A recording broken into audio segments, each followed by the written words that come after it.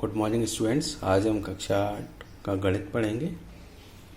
Part 1 परिमेय संख्याएं, rational number. ठीक है ना।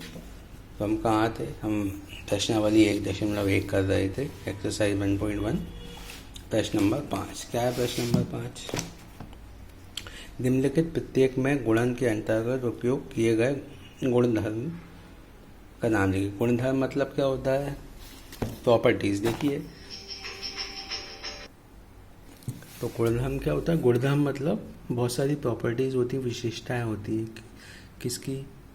अलग अलग नंबर्स की, अलग अलग संख्याओं की। अभी अगर हम परिमेय संख्या की बात कर रहे हैं तो परिमेय संख्या के भी बहुत सारे गुणधर्म होते हैं ना। तो आपने पुरानी क्लासों में पढ़ा होगा वैसे तो, और नहीं पढ़ा है तो फिर आप मुझको बताइएगा मैसेज करके, तो फिर मैं उस पर गुणधर्म पे एक अलग वीडियो बना के भेजूँगा, है ना। तो अभी बस मैं बता रहा हूँ, मैं मान के चल रहा हूँ कि आपको ये पता होंगे। तो पहला है -4/5 गुणित 1 बराबर 1 गुणित -4/5 बराबर -4/5। तो क्या होगा ये? कौन सा गुणधर्म है? ये गुणात्मक तत्समक।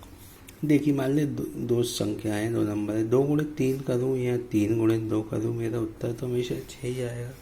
उसी तरीके से 2 धन 3 करूँ या 3 धन 2 करूँ, मेरा उत्तर तो हमेशा 5 आएगा। तो ये कौन सा गुणधर्म हो गया? तत्समक हो गया है। ठीक है। सेकंड क्वेश्चन देखिए, -13/17 गुणित -2/7 बराबर -2/7 गुणित -13/17। तो ये क्या है? क्रम विनिमेयता, है ना। इसमें क्या किया हमने? आगे पीछे कर दिया, क्रम को चेंज कर दिया है, मतलब ऑर्डर को चेंज कर दिया है, तो आगे पीछे कर दिया है। तो ये कौन सा गुणधर्म है? ये क्रम विनिमेयता। तीसरा क्वेश्चन देखिए, इन दोनों का गुणनफल 1 है, तो ये क्या है? प्रतिलोम है ना। गुणात्मक प्रतिलोम है। क्लियर है? तो देखिए, अब अगला क्वेश्चन देख रहे हैं। 6 में 6/3 को क्या करना है? -60/16 के व्युत्क्रम से गुणा करना है। तो हम जानते हैं व्युत्क्रम क्या होता है? कोई भी दो परिमेय संख्या का गुणा करने पे एक आना चाहिए, तो वो उसका ठीक है ना। तो -7/16 है, तो इसमें मैं किस चीज़ का गुणा करूँ तो एक आ जाए? तो 16/-7 का गुणा करोगे तो 16 कट जाएंगे, -7 से -7 और 1 आ जाएगा। तो बस यह गुणा कर दो तो कितना आएगा? 16 संग 96 और 13 7 कितने होते हैं? 91 होते हैं। ठीक है।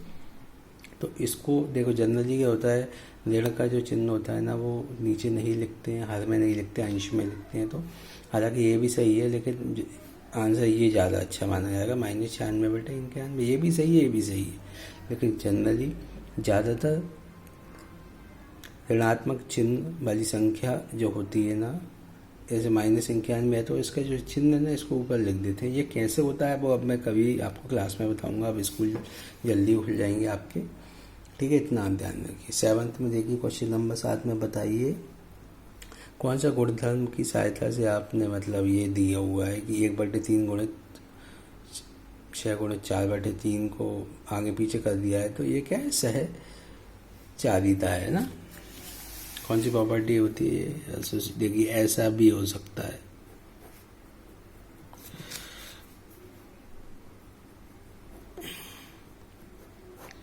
मान लीजिए 3 संख्याएं हैं, 2, 3 और 4 है। तो अब ऐसा है, मान लीजिए 2 गुणित 3 गुणित 4 कर दो, या 2 गुणित 3 गुणित 4 कर दो। बात एक ही होगी। कैसे होगी? 3 दूनी 6 गुणित 4 तो कितना होता है? 24 होता है।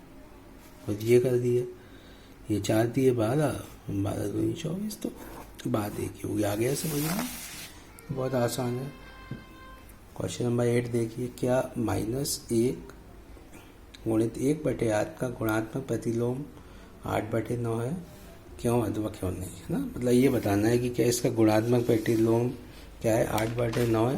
तो हमने देखी, सबसे पहले हम इसको अंश और हर के, ये मिश्रित रूप में है तो अंश और हर के रूप में लिख देंगे। तो ये कैसे लिखते हैं आपको पता होगी। नीचे वाली जो संख्या होती है हर में, उसका जो सटा हुआ नंबर है, सटी हुई संख्या है, उसमें गुणा कर देते हैं। जैसे यहाँ पे क्या है? -1 ये है, तो नीचे वाला जो हर होता है ना, उसका गुणा करते हैं इसमें। तो 8 एकम 8, ये चिन्ह को नहीं देखना है, इसको मत देखो। -8 एकम 8, ऊपर वाले में जोड़ दो 1 9/8, तो ये हो जाएगा 9/8 मतलब -9/8। तो मैंने ये ऐसे लिख दिया है इसको, ठीक है। और अब -9/8 और एक संख्या हमको दे रखी है, हमको चेक करना है क्या दे रखी है कि 8/9।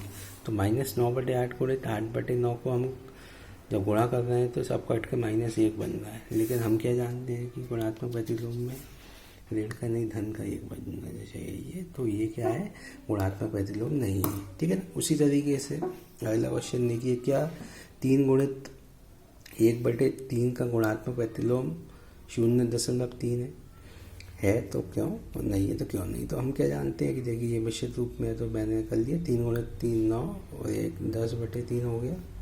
और 0.3 को मैं क्या लिख सकता हूँ, 3/10 लिख सकता हूँ। ये आप जानते हैं, इन दोनों को गुणा करने पे 1 आ रहा है तो इसका ये योज्य प्रतिलोम है, ठीक है। तो आज मैंने कोई होमवर्क तो आपको दिया नहीं है, पुराना ही होमवर्क कर लेना। ये पूरा जो वर्क है ना क्लास कॉपी में आप कंप्लीट कर लेना ना। गणित की क्लास कॉपी बना लीजिए और इसके अलावा इंग्लिश की भी बनेगी। देखिए क्वेश्चन नंबर 10 बता देता हूँ मैंने ये बुक में ही सॉल्व कर दिए हैं। देखिए, ऐसी परिमेय संख्या जिसका कोई व्युत्क्रम ना हो, है ना। तो ऐसी कौन सी संख्या होती है जिसका व्युत्क्रम ना हो, मतलब जिसका आपस में गुणा करने पे 1 ना आता हो, तो 0 है। क्योंकि 0 में किसी का गुणा करेंगे तो 0 ही हो जाएगा, और 0 गुणित 0 तो 0 ही होता है।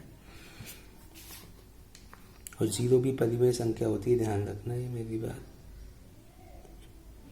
परिमेय संख्या जो अपने व्यक्तिक्रम के समान है। अपन को वो 2 परिमेय संख्या बताइए जो उसके व्यक्तिक्रम के समान है। क्या आप बता सकते हैं? मतलब कि आपको ऐसे 2 नंबर बताना है, ऐसे एक नंबर बताइए जिसका व्यक्तिक्रम जैसे 1 है, मान लीजिए 1 है, तो इसमें मैं किस चीज़ का गुणा करूं कि 1 आ जाए। तो 1/1 का भी करूँ तो 1 है, तो 1 तो 1 है। 1 मान लीजिए -1 है, -1/-1 करोगे तो भी 1 आ जाएगा। तो उसका फिर क्या आएगा, धन का 1 और ऋण का 1, ठीक है।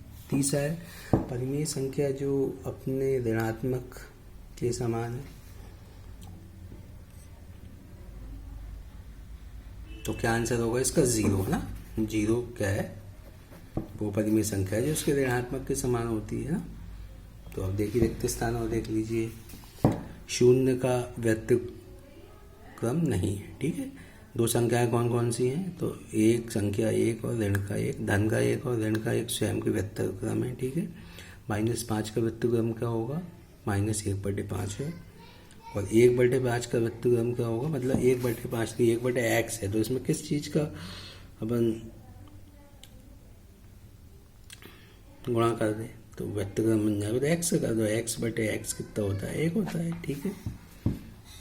2 परिमेय संख्या का गुणनफल हमेशा क्या होता है, परिमेय संख्या होता है। कोई भी 2 पर मान लीजिए 2/3 गुणित 5/2 कर दो में, मान लीजिए 2 परिमेय संख्या, इनको गुणा कर लो तो 5 दूनी 10, 3 दूनी 6। तो 2 परिमेय संख्या का गुणन क्या होगा, हमेशा परिमेय संख्या ही होगा।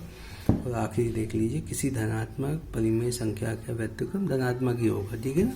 जैसे 5 है, धन का 5 है, इसका व्यतिक्रम कर रहा हूँ मैं 1/5, तो ठीक है। तो ये क्लियर है, धनात्मक ही होगा। तो ये अपन ने प्रश्नावली 1.1 आज कंप्लीट कर दी है। तो प्लीज़ गणित की फेयर कॉपी बना लीजिएगा, उसमें ये कार्य पूरा कंप्लीट करें। कोई डाउट है, कोई परेशानी है तो 90-399 66-829 मेरा मोबाइल नंबर है। मैं गौरव सर हूँ, और कभी भी आप पूछ सकते हैं, कोई परेशानी आती है, ठीक है। ये किताब अगर आपने नहीं खरीदी है तो प्लीज़ खरीद लीजिए। ओके, धन्यवाद, थैंक यू।